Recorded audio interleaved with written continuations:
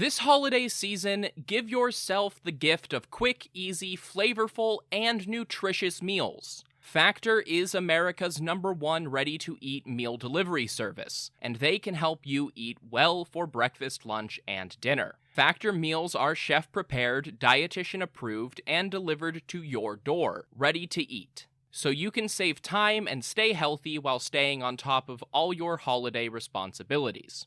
Cross meal prepping off your to-do list with 35-plus fresh, never-frozen meals that are hot and ready in just 2 minutes. Factor offers options to fit your lifestyle and preferences, whether it's calorie smart, vegan and veggie, or their protein plus option. This December, get Factor and enjoy eating well without the hassle. Just choose your meals and enjoy. Head to factormeals.com/Persia50 and use code Persia50 to get 50% off. That's code Persia50 at factormeals.com/Persia50 to get 50% off. Is your January looking dry? Get some lotion. Get a humidifier. And better yet, get Drizzly, the go-to app for drink delivery. With Drizzly, you can compare prices across local stores to get the best price on a huge selection of drinks perfect for dry January. Every single time. Non-alcoholic wines? Have a look. Ready-made mocktails? Grab a straw and order 'em up. Beer without the alcohol? Yep, take your pick. You can find all of them here, in the app, in that phone that's in your hand. Could it be any simpler? Nope, not a chance. So shop for great deals on all your dry January beverages or other drinks and get them delivered to your door or blanket fort, maybe. Download the Drizzly app or go to drizzly.com. That's DRIZLY.com. Must be 21 plus, not available in all locations. And don't forget to lotion up your elbows. They're looking a little dry. This podcast is brought to you by Royal Fratricide. Attention, princes and kings! Does your empire have 1 million or more subjects? Do you feel like you would do a better job of leading the wayward masses than your idiot brother? Or perhaps you know that he has no right to rule because you were born at a better point in your father's life. Well then, I have a deal you can't pass up. Royal Fratricide. Simply attach 1 bottle of fratricide to the end of your spear and apply it liberally to any siblings you think might threaten your ability to claim the throne. Whether they have your father's favor, a cohort of annoying priests, or just bother you sometimes, Royal Fratricide will secure your position in the history books. Go to historyofpersiapodcast.com/Royal Fratricide and use promo code BROTHERS to get 10% off your kingship today. Royal Fratricide does not take responsibility for any coups, plots, or usurpations resulting from use. This ad is to be considered parody. Hopful Media does not endorse X sides of any sort. Please stab responsibly. History of Persia is a Hopful Media podcast production. This show is sponsored by BetterHelp Therapy Online. Life doesn't come with a user manual. So when life stops working for you, it's pretty normal to feel stuck. Imagine somebody who spent, say 25 years being really distracted, overwhelmed by clutter, and fluctuating between being really into obscure ancient history and not being able to find the motivation to do the dishes. That person is me, and apparently, if there were a user manual to life, it might have told me that I have ADHD and should talk to my doctor about that. Therapists are about as close to a manual as we can get. Folks who are trained to help you figure out challenging emotions and learn coping skills. BetterHelp has connected millions of people with licensed, registered therapists for convenient and secure online therapy. It's convenient and 100% accessible online. No waiting rooms, no traffic, and not even endless Googling of therapist near me. You just fill out a questionnaire and get matched with an appropriate therapist. And if it doesn't click, BetterHelp makes it easy to switch providers. Everyone deserves to feel their best, so get unstuck with BetterHelp. Learn more and save 10% off your first month at betterhelp.com/Persia. That's BetterHelp, HELP.com/Persia.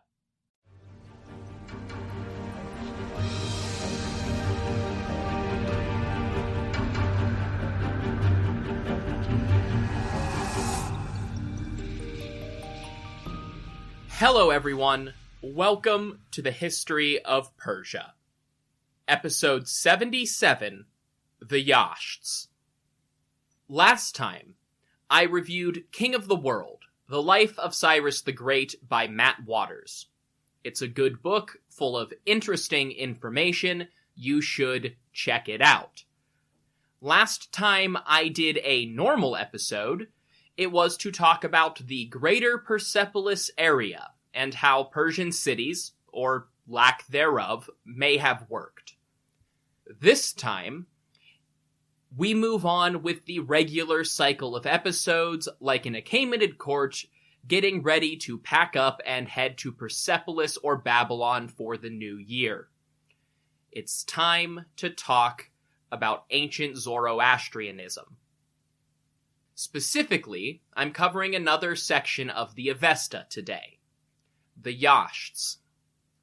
Anything in Avestan that starts with Yas, or Yaz, or Yash, stems from the word Yaz, meaning to worship or to honor.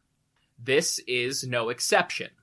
Yasht is technically Middle Persian, adapting an Avestan word, but regardless, it means prayers or acts of worship.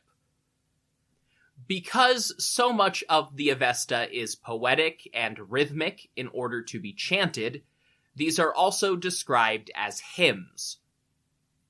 Basically, every religious culture ever has things like this.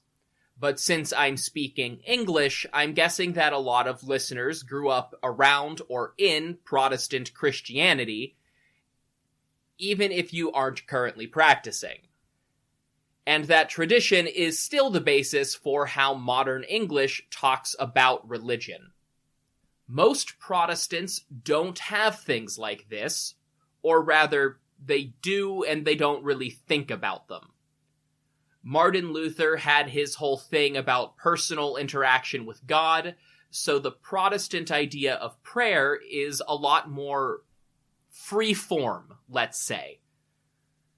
Basically, everyone else ever to praise a god before an altar has a set of prayers in their formal worship service laid out ahead of time. The only thing that really sticks around like this in Protestantism is the Lord's Prayer. That's what the Yashts are. They're formal prayers to worship a given Zoroastrian divinity.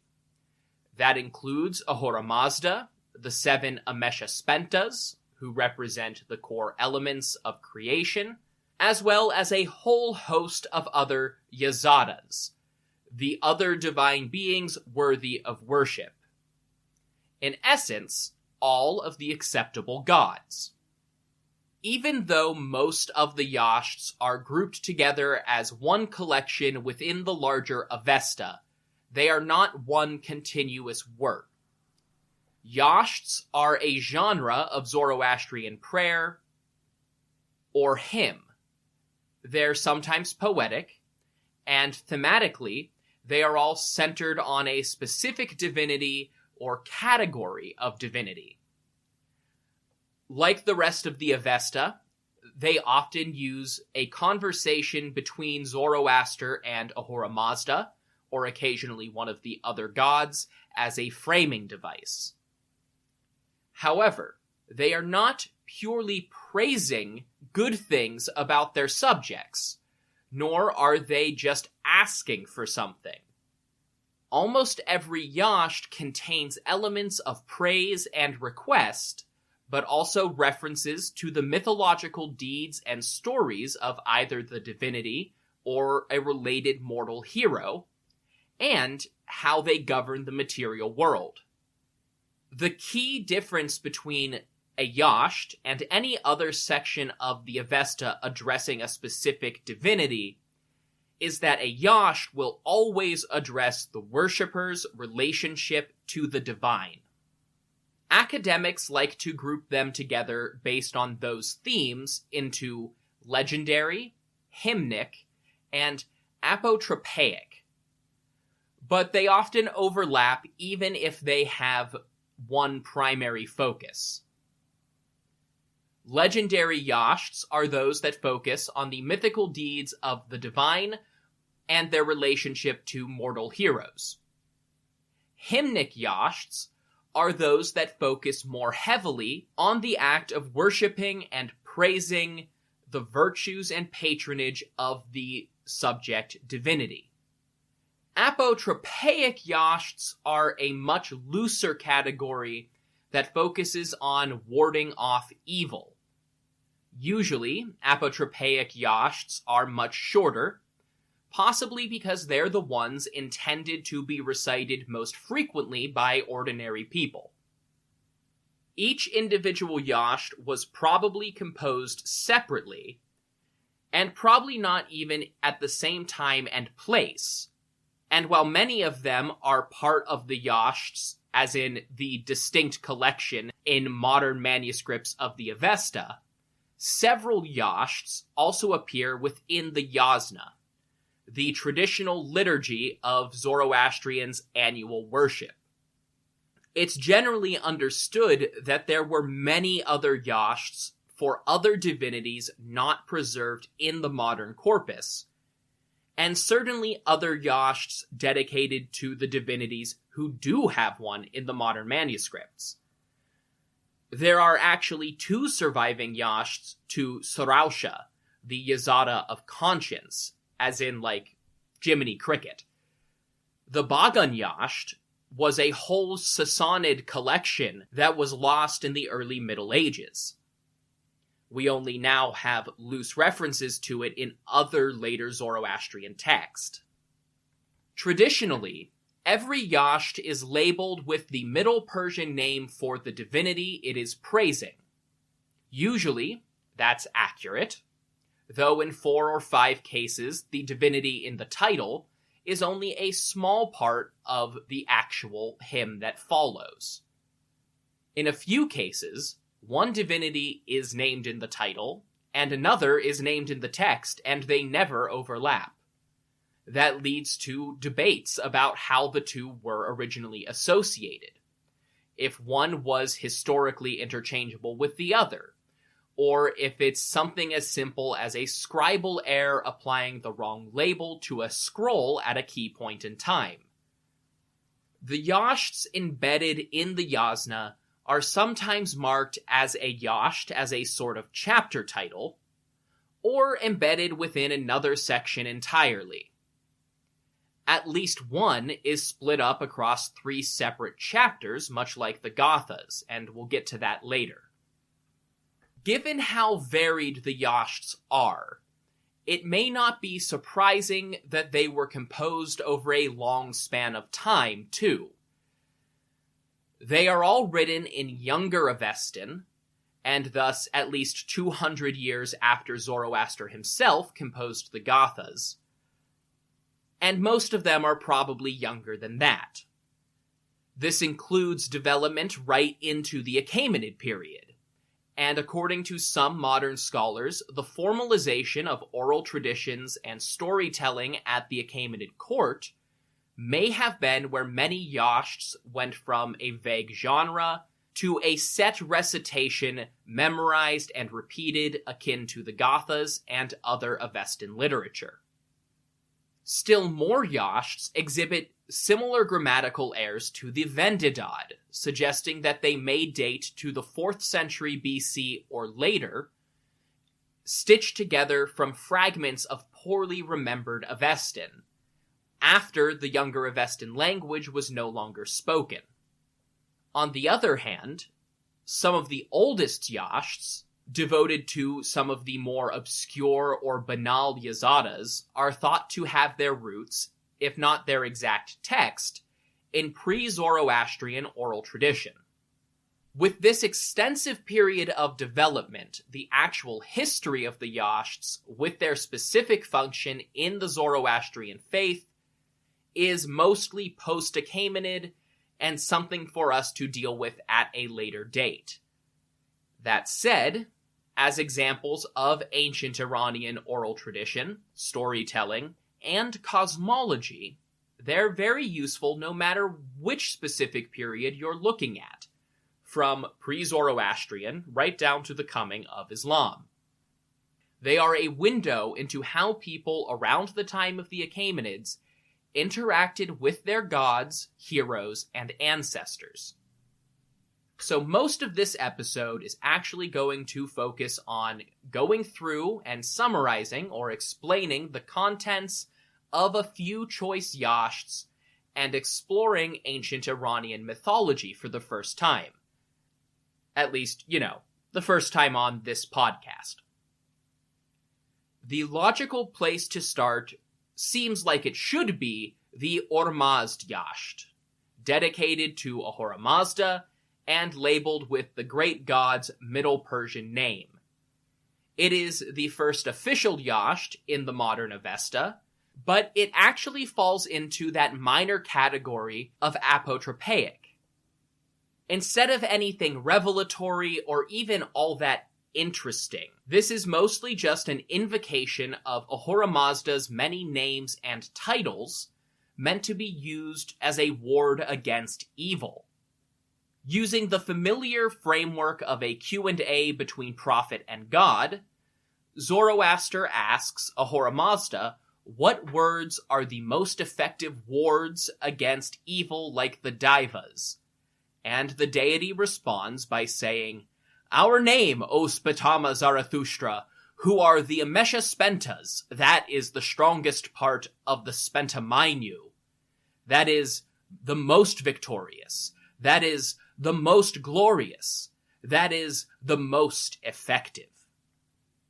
That's probably the most interesting part of the whole Ormazd Yasht, because it's an important component in the theological debate about what exactly the Amesha Spentas are. They are always the spiritual embodiments of 7 sacred but fairly abstract concepts like good thought, good spirit, the cosmic order of Asha, and the divine right to rule. In some parts of the Avesta, including the Gathas, these 7 spirits act and speak separately from Ahura Mazda, and in practical application at least, some of them were worshipped on the same terms as other gods. However, in other verses, including this one, they are portrayed as somehow a part of Ahura Mazda, who speaks for the Amesha Spentas. In this case, Spentamainu, the good spirit, is identified as the most powerful part of the Amesha Spentas, but also as part of Ahura Mazda. The Yasht continues, and Zoroaster asks Ahura Mazda what the god's name is, and rather than elaborating on the semi-independent Amesha Spentas, we get a list of names for Ahura Mazda specifically as the ultimate creator god.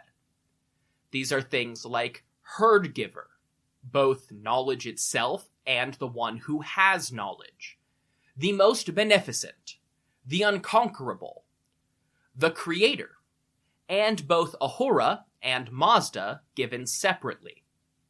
There's then some explanation of what Ahura Mazda can provide for his worshippers and another list of names, all very similar to the previous list, including some repeats.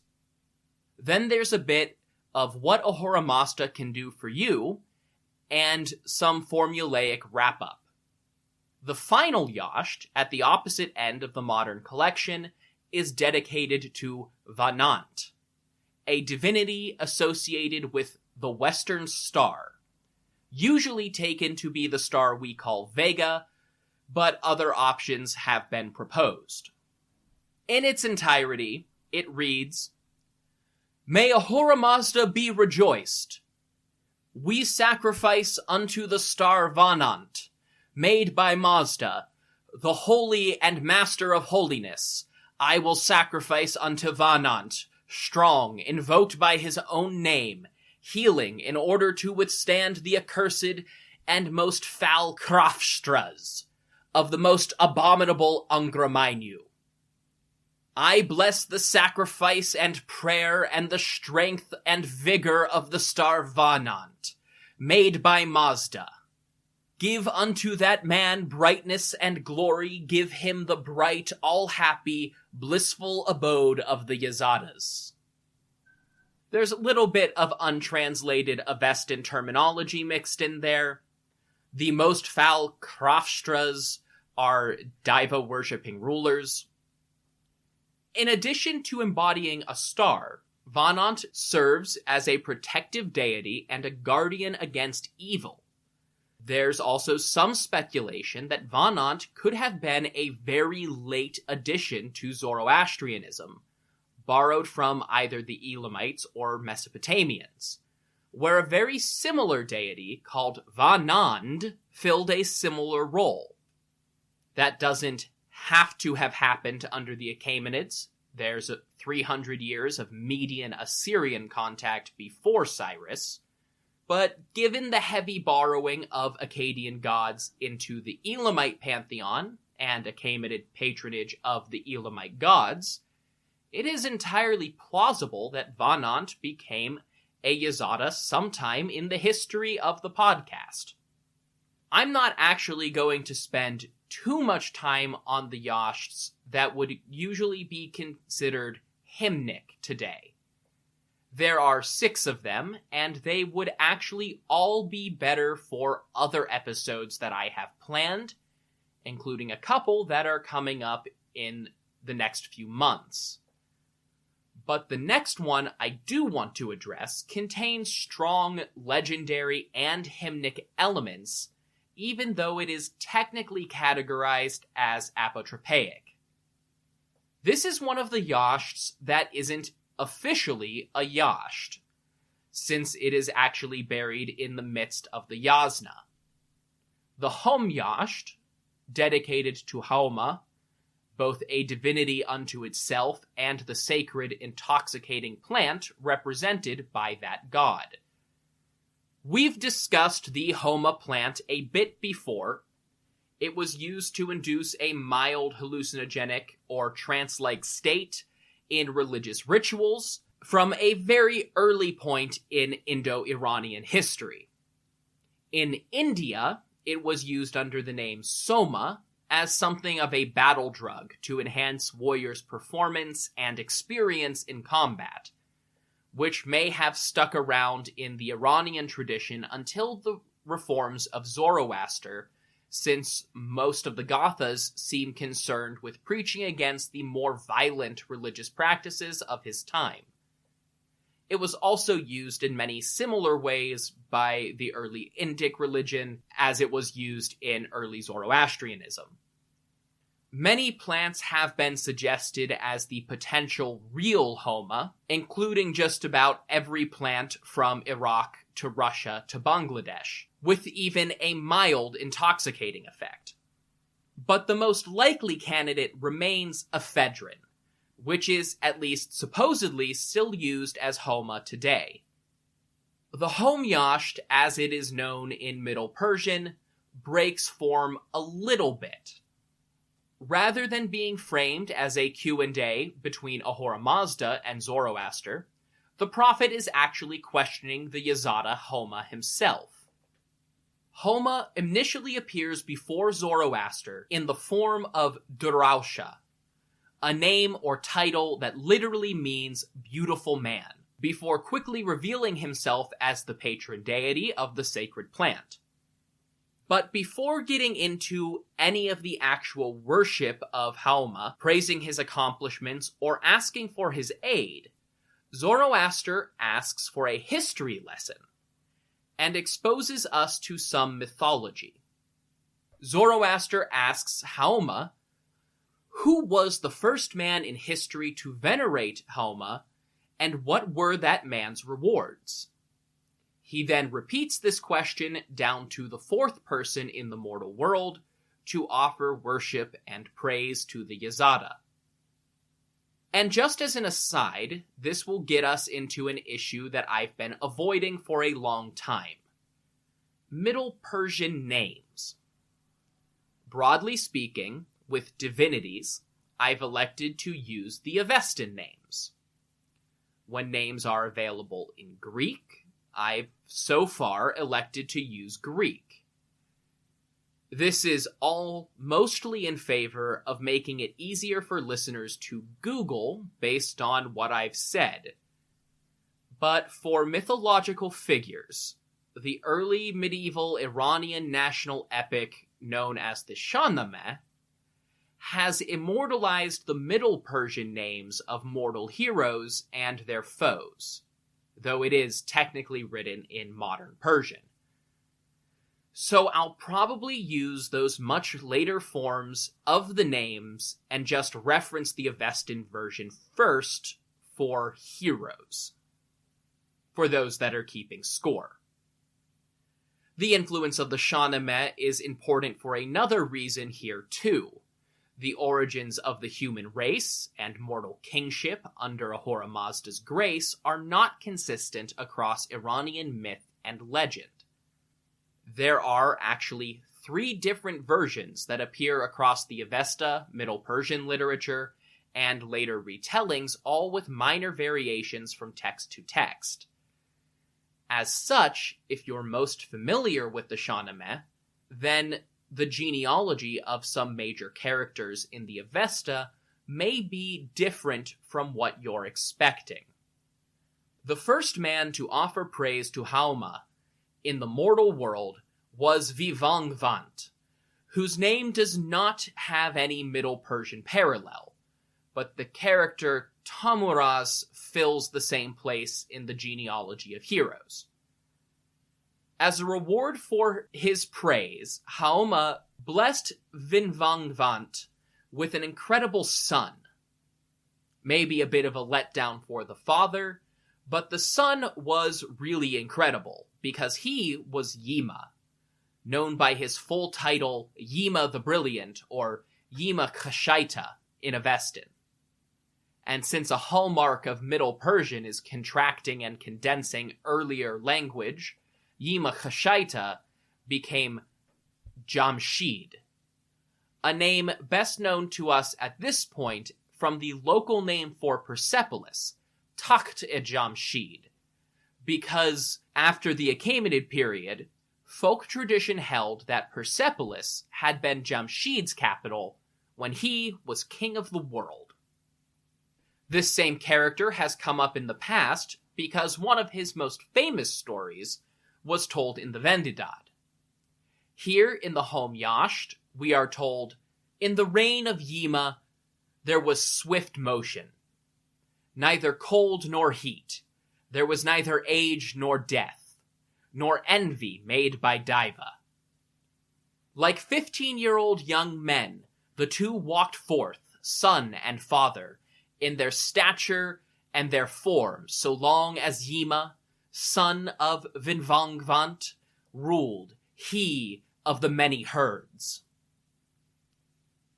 But the dramatic story not told here, but rather in the Vendidad, is that Jamshid had to shepherd the chosen humans and animals of the world through a terrible winter that lasted for 40 years, covering the entirety of Earth in ice as a curse from the evil Angramainyu, until the waters all ran away. It is a frozen version of the classic deluge myth.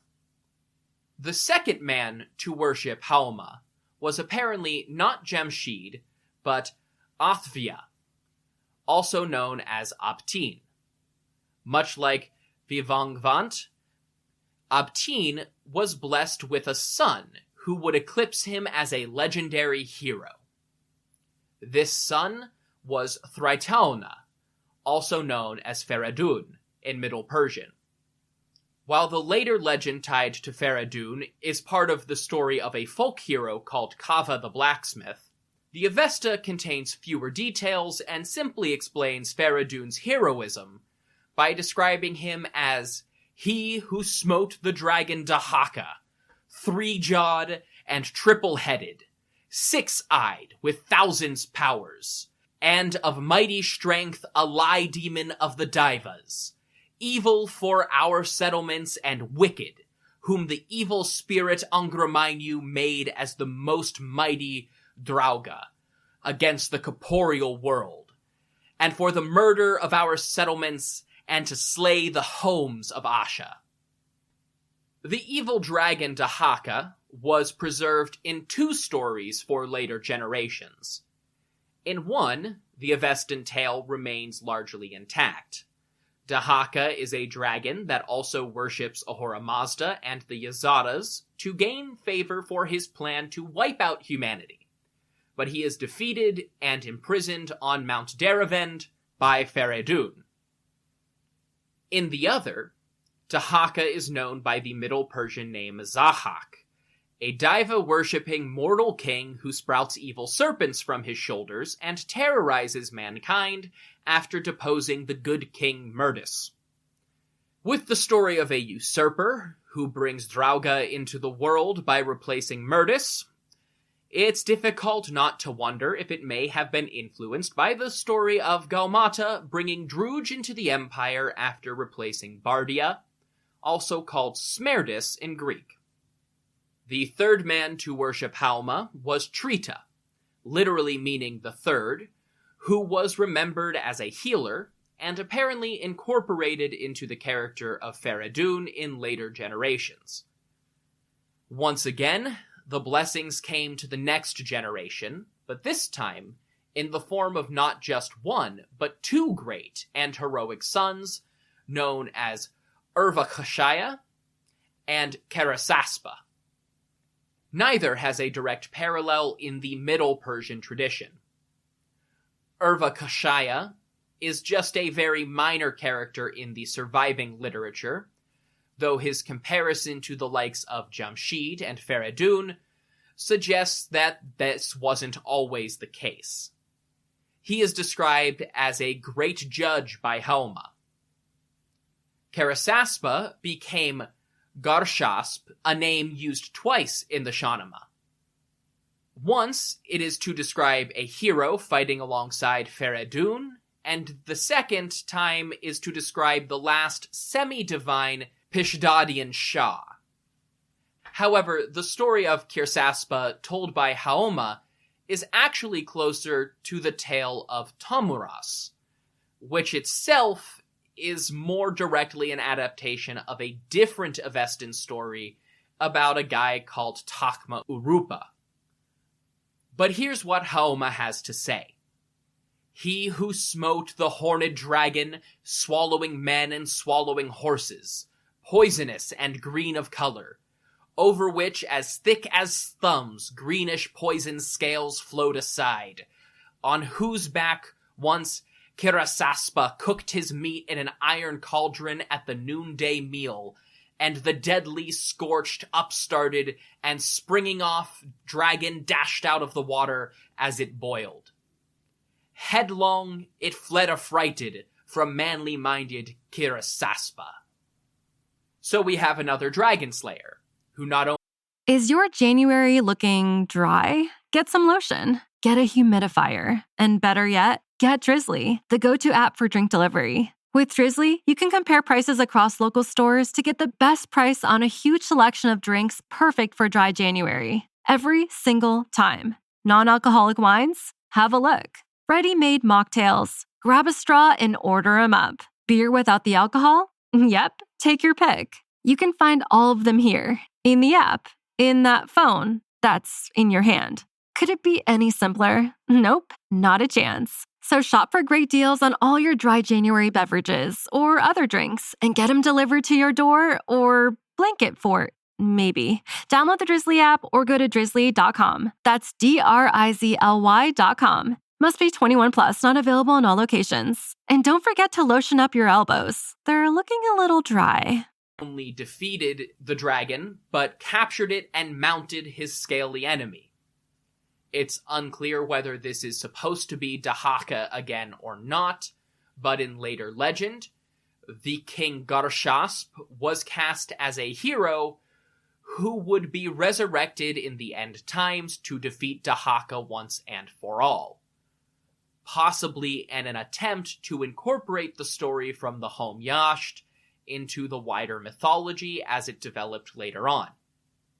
We are about to transition to a new section of the home Yasht, so 2 more digressions about these ancient heroes.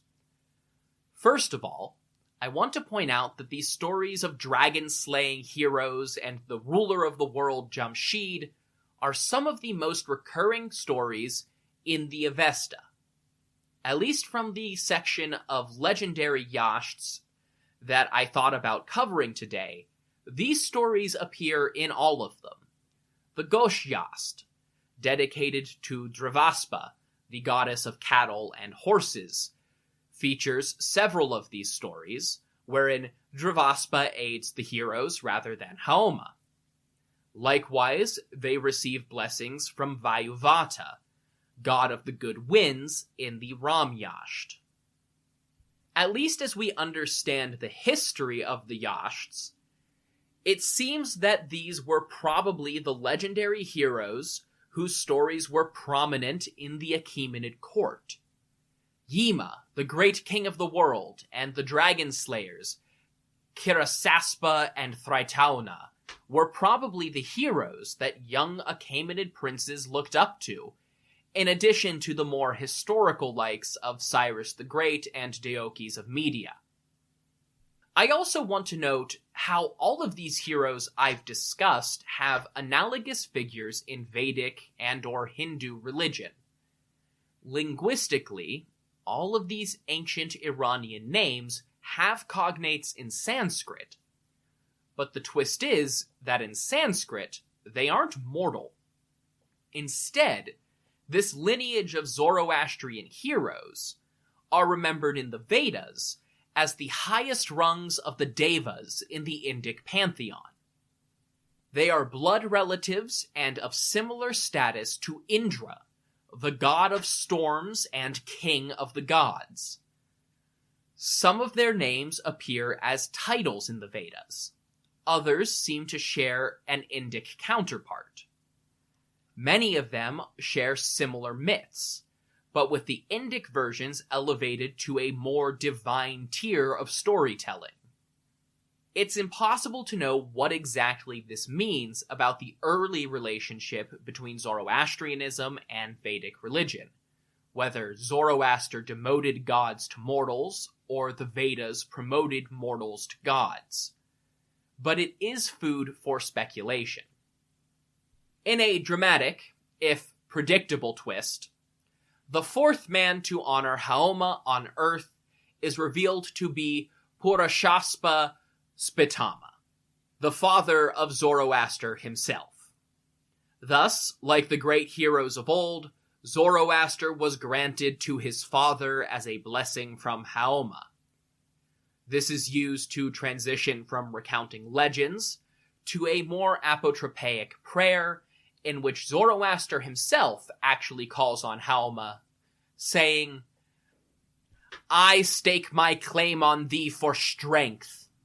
I stake my claim on thee for victory.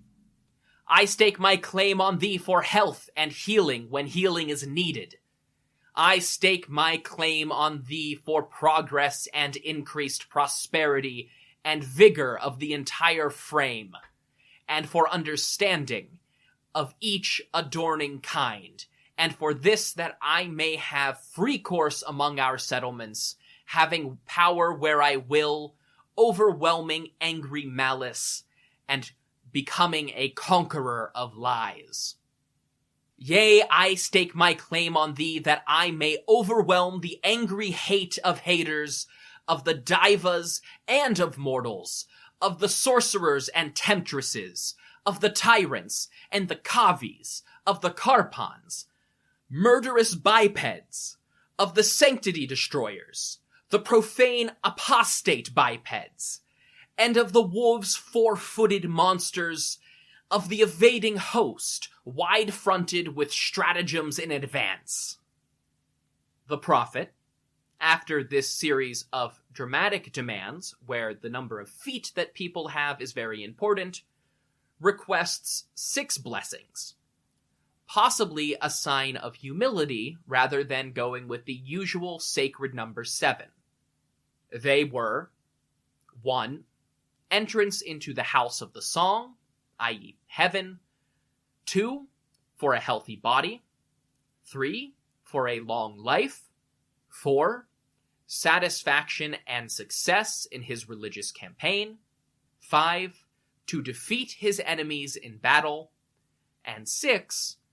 Forewarning of any potential threats. Overall, pretty reasonable requests for a god known for minting great heroes. We then transition to a more hymnic style, praising Hauma for his own sake with a section that includes the likes of this. Hauma grants to racers who would run a course with span both speed and bottom in their horses. Hauma grants that women come to bed with a child, a brilliant offspring of a righteous line. Hauma grants to those who have long sat searching books more knowledge and more wisdom.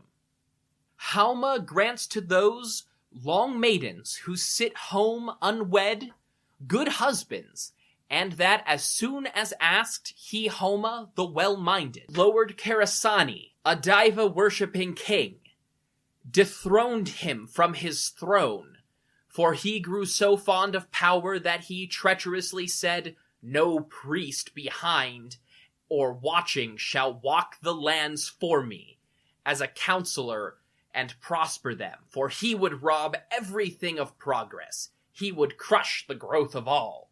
Hail to thee, O Hauma, who hast power as thou wilt, and by thine inborn strength. Hail to thee, thou art well versed in many sayings and true with holy words. Hail to thee, for thou dost ask no wily questions, but questions direct.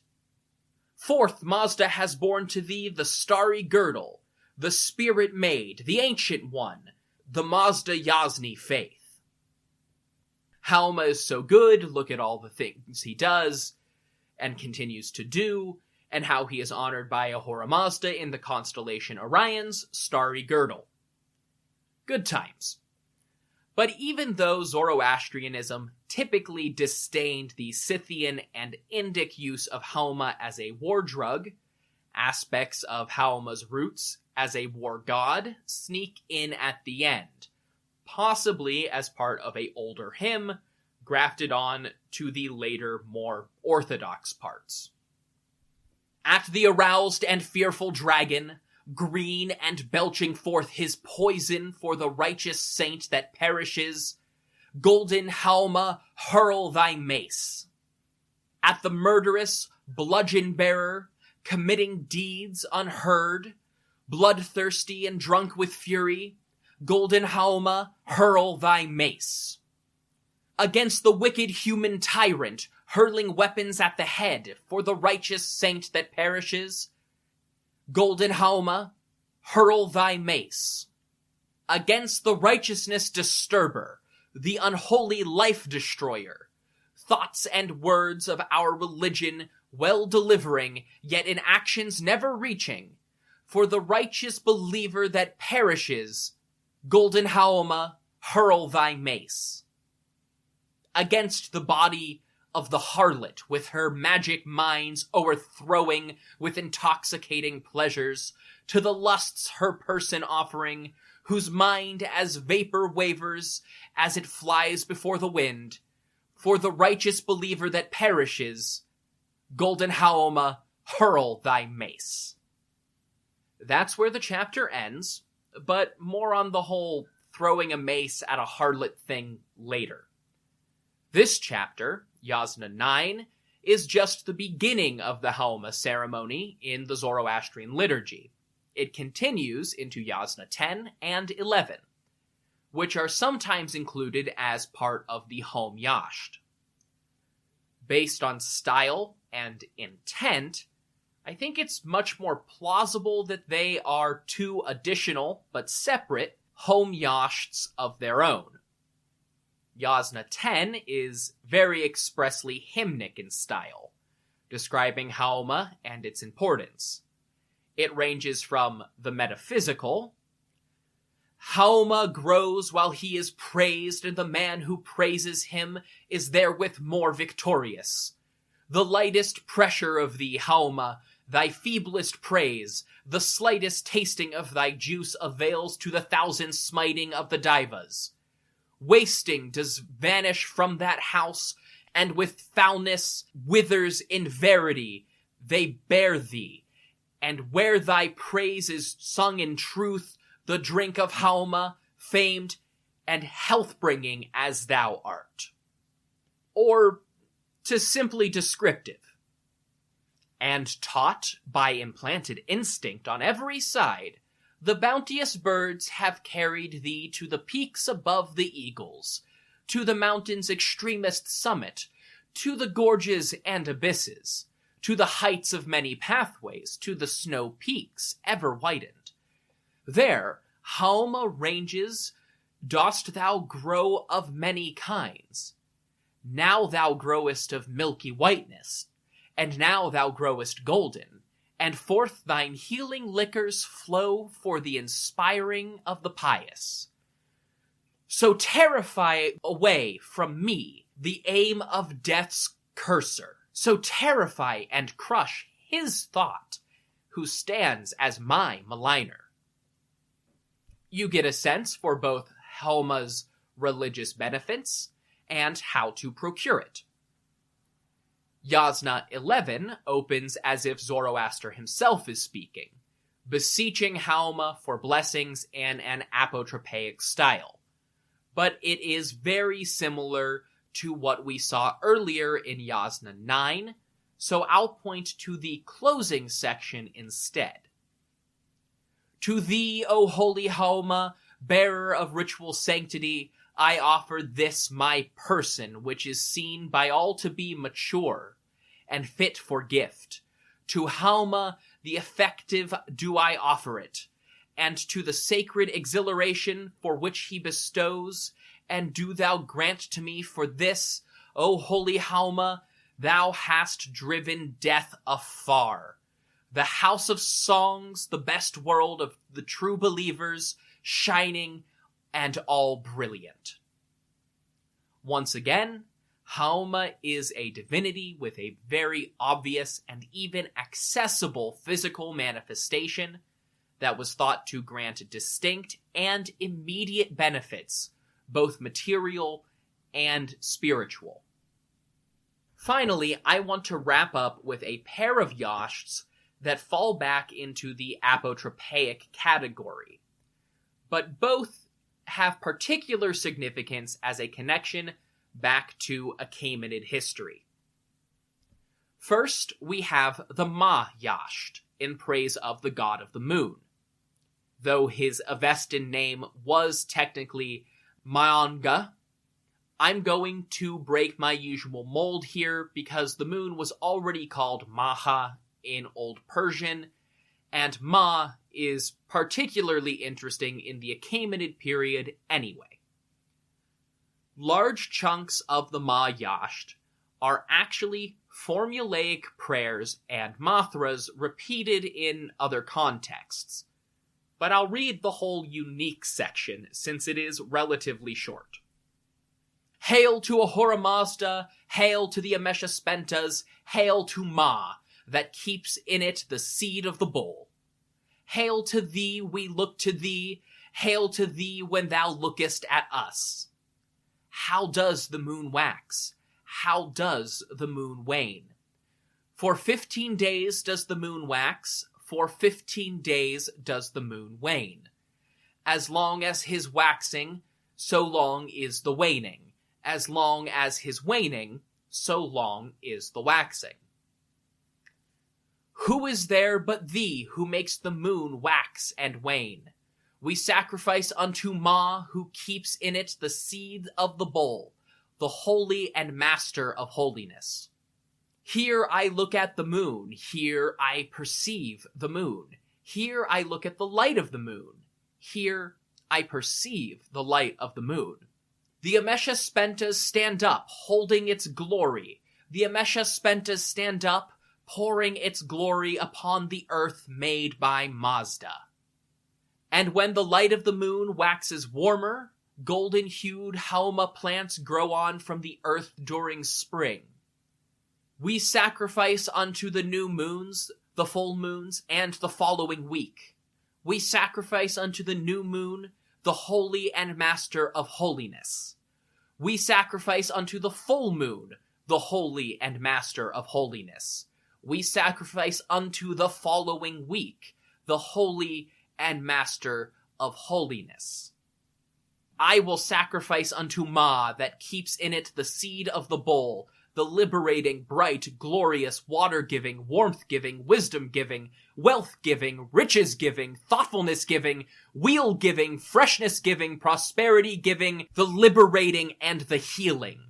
For its brightness and glory I will offer unto it a sacrifice worth being heard, namely unto Ma that keeps in it the seed of the bowl.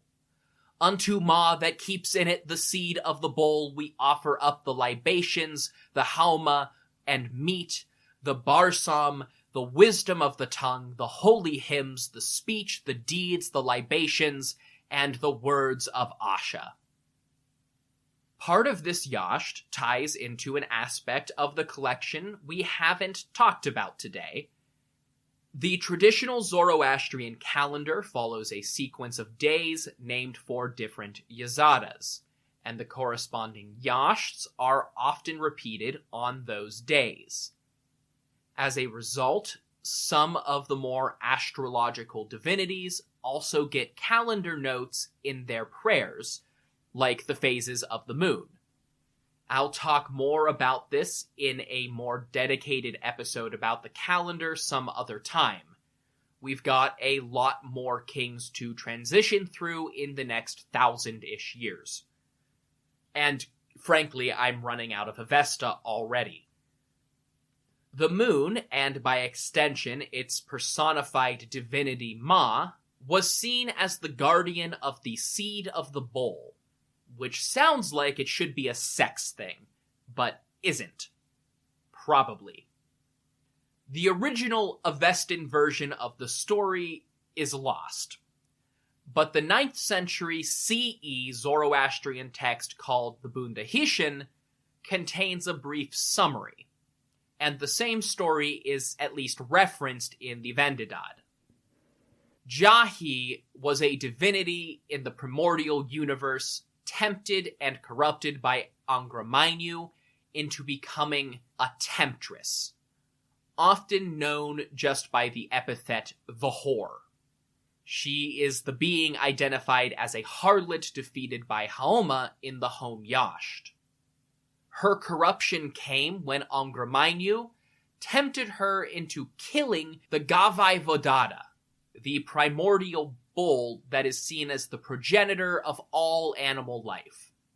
Jahi did the deed and became a diva, but Ma swooped down and rescued the Kir of the bull. This is the word translated as seed. It holds the prototype or essence of animal life and allowed life to continue even after the death of Gavai Vodada. Meanwhile, for those that follow along best with biblical comparisons, Jahi took on all of the worst things associated with both Lilith and Eve, including causing menstruation. Ma is also a guardian. Ma's light reveals sacred Hauma, pours divine glory onto the earth, and gives his worshippers everything from personal freedom to water, to warmth, to material comfort, and spiritual guidance. In the original context, these are aspects of the Yazata that stem from the belief that night is a curse from Angra. The moon cuts through the darkness and combats that curse. But this is the aspect of Ma that is most important to the Achaemenid period too. According to Herodotus, the moon was the patron deity of Persians living in Anatolia. Many of the blessings associated with Ma would also have been seen as blessings for strangers living in a strange and godless land who could still look up to the sky, even during the accursed night, and see a protector. But of course, if there is a hymn to the moon, there is also a hymn to the sun. The Khorshed Ya is dedicated to Hevare Khashaita, literally meaning the radiant sun. Hevare Khashaita follows the well-worn mold of the Indo-European solar deity from almost every pantheon. If you're familiar with any of that mythology, you'll notice similarities. Once again, it's pretty short, and you'll see some obviously intentional parallels to the Ma Yasht as well, but there is a twist. We sacrifice unto the undying, shining, swift-horsed Hevare. When the light of the sun waxes warmer, when the brightness of the sun waxes warmer, then up stand the heavenly Yazatas. By hundreds and thousands they gather together in its glory. They make its glory pass down. They pour its glory upon the earth made by Ahura, for the increase of the world's holiness, for the increase of the creatures of holiness, and for the increase of the undying, shining, swift-horsed Hevare. And when the sun rises up, the earth made by Ahura becomes clean. The running waters become clean, the waters of the wells become clean, the waters of the sea become clean, the standing waters become clean, all the holy creatures, the creatures of Spentamainu, become clean. Should not the sun rise up, then the Daivas would destroy all the things that are in the seven climes, nor would the heavenly Yazatas find any way of withstanding or repelling them from the material world. He who offers up a sacrifice unto the undying, shining, swift-horsed Hevare, to withstand the darkness, to withstand the Daivas born of darkness, to withstand the robbers and the bandits, to withstand the Yatus and the Parikas, to withstand the death that creeps in unseen, offers it up to Ahura Mazda, offers it up to the Ameshaspentas, offers up to his own soul. He rejoices all the heavenly and worldly Yazatas who offer up a sacrifice unto the undying, shining, swift-horsed Hevare. I will sacrifice unto Mithra, lord of wide pastures, who has 1,000 ears and 10,000 eyes. I will sacrifice unto the club of Mithra, lord of wide pastures, well struck down upon the skulls of the Daivas. I will sacrifice unto that friendship, the best of all friendships, that reigns between the moon and the sun. For his brightness and glory I will offer unto him a sacrifice worth being heard, namely, unto the undying, shining, swift-horse Hevare. Unto the undying, shining, swift-horse Hevare we offer up the libations, the hauma and meat, the barsom, the wisdom of the tongue, the holy hymns, the speech, the deeds, the libations, and the words of Asha. The obvious things that jump out are repeated references to the swift-horse Hevare, part of the obviously ancient tradition that the sun was a deity riding in a chariot, seen from Indian to Persian to Greek to Roman to Norse mythologies. The other obvious thing is that the protection and blessings offered by the sun are presented as greater and more powerful than his lunar counterpart, but also seem less desperate and relieving. The moon cuts through the night, while the sun keeps it away entirely. Both play their role in the endless war against the Daivas and their servants. But then, right at the end, another divinity entirely appears out of nowhere, and we're suddenly exposed to Mithra, portrayed as an all-seeing, all-hearing guardian of horses against the Daiva before jumping back to the sun. This is a product of something that was happening during the Achaemenid period, and something that will become increasingly relevant to us in the near future. Much like the Greeks and Romans with their neighbors, the priests of ancient Mesopotamia had a long tradition of trying to identify which foreign gods were actually familiar deities going by another name. There are many tablets from the Middle Bronze Age that are just catalogs listing which Elamite or Sumerian deities go with which Akkadian names, and often it's very clear that they were reaching. The Persians themselves seem to have been content to sponsor the worship of many gods from many backgrounds, even in the middle of Parsa, without mixing and matching names. But that didn't stop their Greek and Babylonian subjects from doing it. Mithra was traditionally the warrior god of contracts, oaths, and promises, who guards and defends the afterlife. Apparently by coincidence, this was a pretty strong archetype in the ancient world.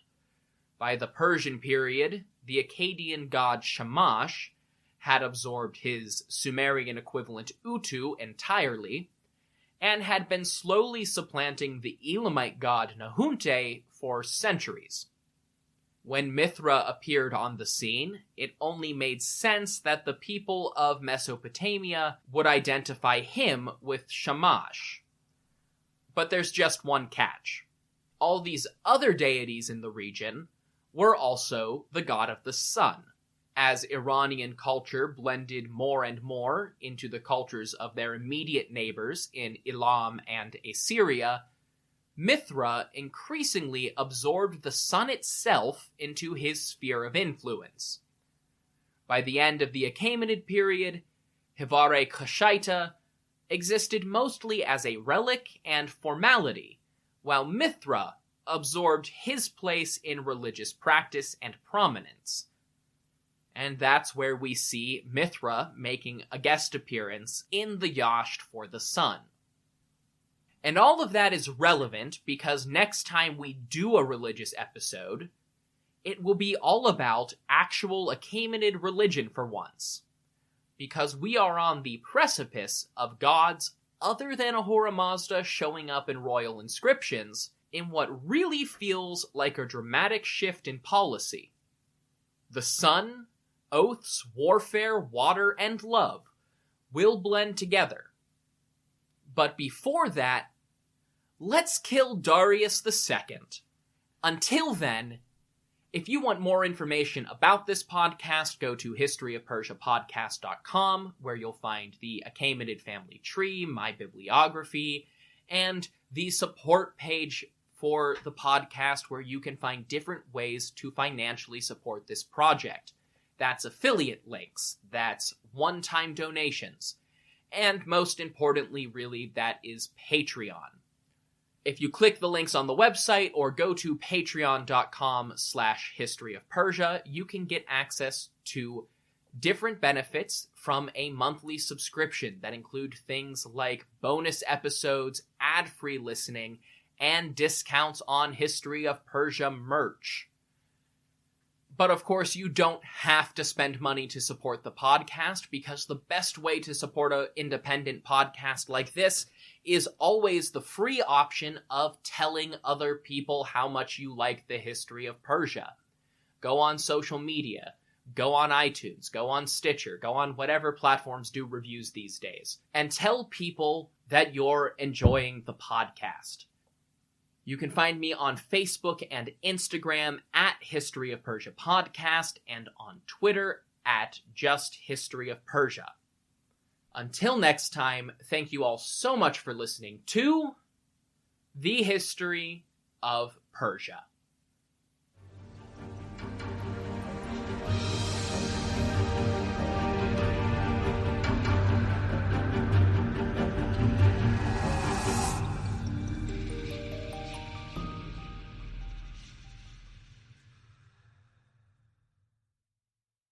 This podcast is brought to you by Royal Fratricide.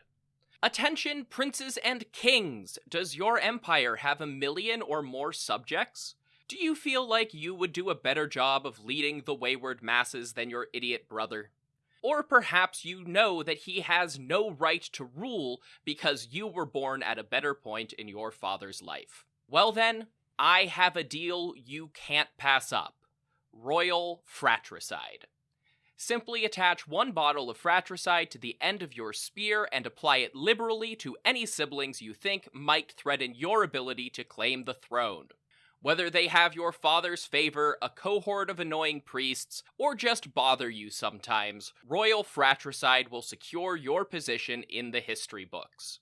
Go to historyofpersiapodcast.com/Royal Fratricide and use promo code BROTHERS to get 10% off your kingship today. Royal Fratricide does not take responsibility for any coups, plots, or usurpations resulting from use. This ad is to be considered parody. Hopful Media does not endorse X sides of any sort. Please stab responsibly. This podcast is brought to you by Royal Fratricide. Attention, princes and kings! Does your empire have 1 million or more subjects? Do you feel like you would do a better job of leading the wayward masses than your idiot brother? Or perhaps you know that he has no right to rule because you were born at a better point in your father's life. Well then, I have a deal you can't pass up. Royal Fratricide. Simply attach 1 bottle of fratricide to the end of your spear and apply it liberally to any siblings you think might threaten your ability to claim the throne. Whether they have your father's favor, a cohort of annoying priests, or just bother you sometimes, Royal Fratricide will secure your position in the history books. Go to historyofpersiapodcast.com/Royal Fratricide and use promo code BROTHERS to get 10% off your kingship today. Royal Fratricide does not take responsibility for any coups, plots, or usurpations resulting from use. This ad is to be considered parody. Hopful Media does not endorse X sides of any sort. Please stab responsibly.